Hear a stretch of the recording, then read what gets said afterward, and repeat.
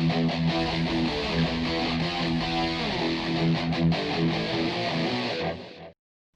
guys, Roman Reaper here. It's Friday afternoon, so you know what time that is? That's right, it's time for this week's Friday Movie Night episode. Now, it's been a couple weeks since the last one, but obviously this week I'm delivering the goods. Like, for real this time, okay?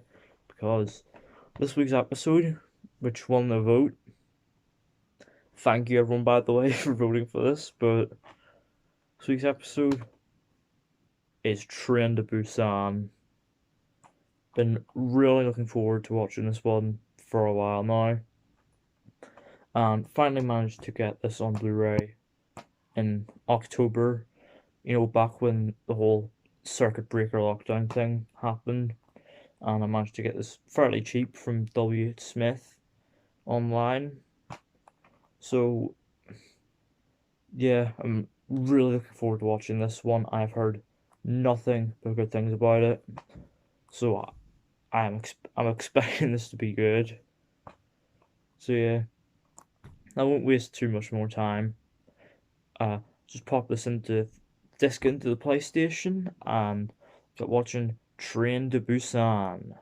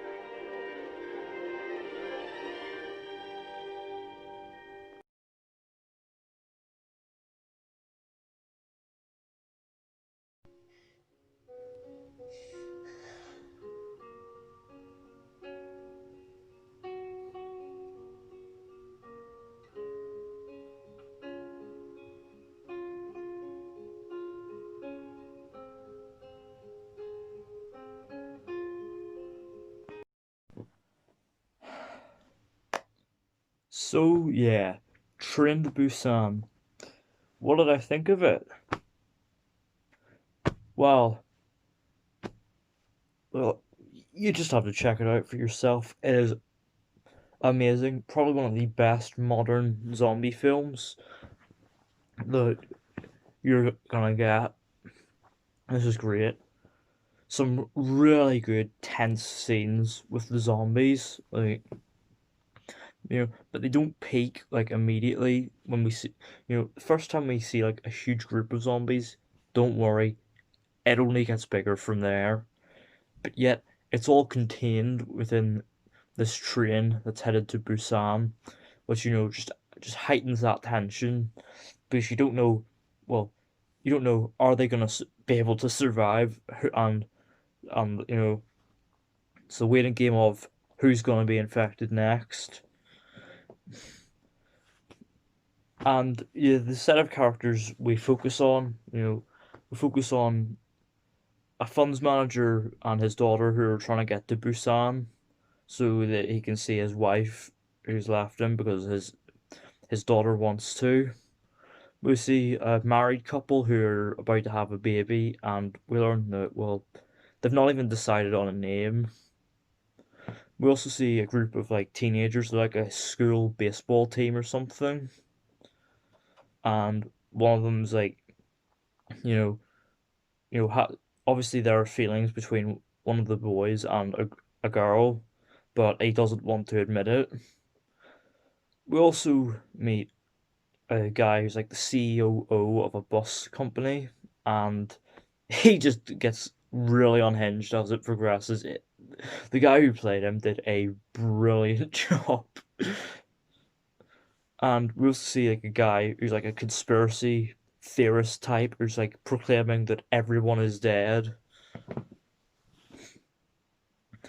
And we also have meet this elderly couple, two elderly sisters.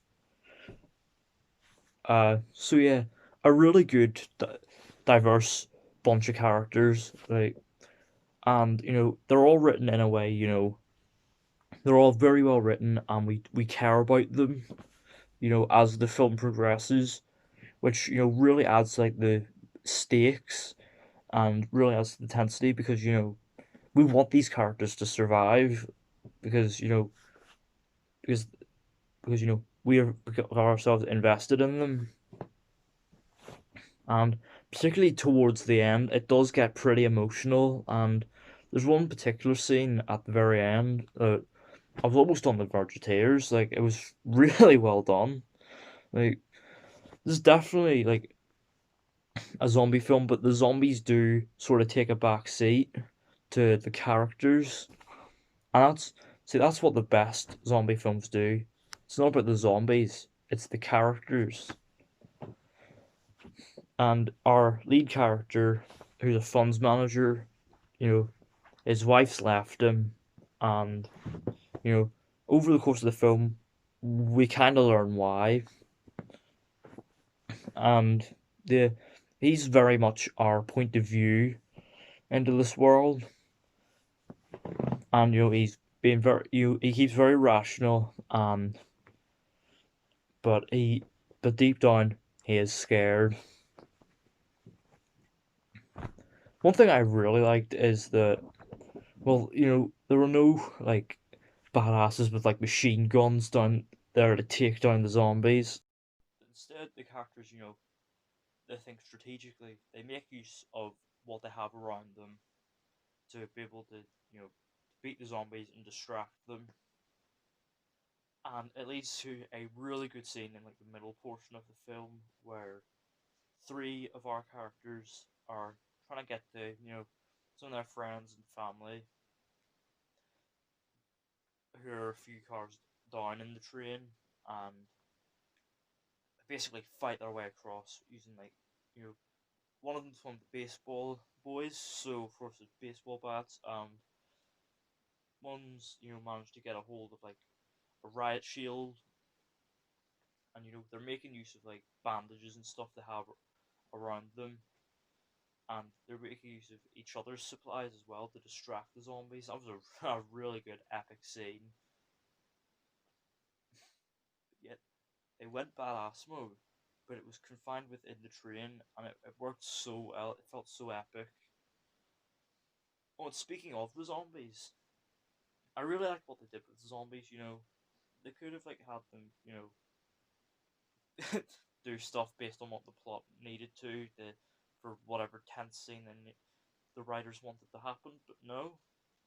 Instead, what they did was you know, they had a consistent set of rules for the zombies, and the main rule that they had in place, which I thought was pretty clever, was that the zombies can only attack on sight. Which obviously, like when the train comes under tunnels and stuff, that gives the characters an advantage. Rather than just making the zombies OP for the sake of being OP, and so the scenes can happen. Like, they made the zombies believable and consistent, and they did it really well. So yeah, overall, Train to Busan is a really solid original zombie film. It's definitely probably the best modern zombie film we've gotten. Overall, I'm gonna give Train to Busan a full 10 out of 10. It really deserves it. You seriously need to check this film out. And you know, this film has officially earned a spot in probably my top 10 favorite films of all time. It really is brilliant, very original, and very well made, very well crafted characters, and a consistent sense of world building in a sense. So yeah, overall, that was my thoughts on Train to Busan. Still need to check out the prequel Seoul Station and the sequel Peninsula, which I've heard is nowhere near as good. But yeah, let me do down in the comments. Have you seen Train to Busan? What do you think of it? Have you seen the prequel and sequel? Let me know what you think of all of those. Don't forget to hit the thumbs up button. Don't forget to hit the subscribe button if you're new, and don't forget to turn on post notifications so you don't miss an upload.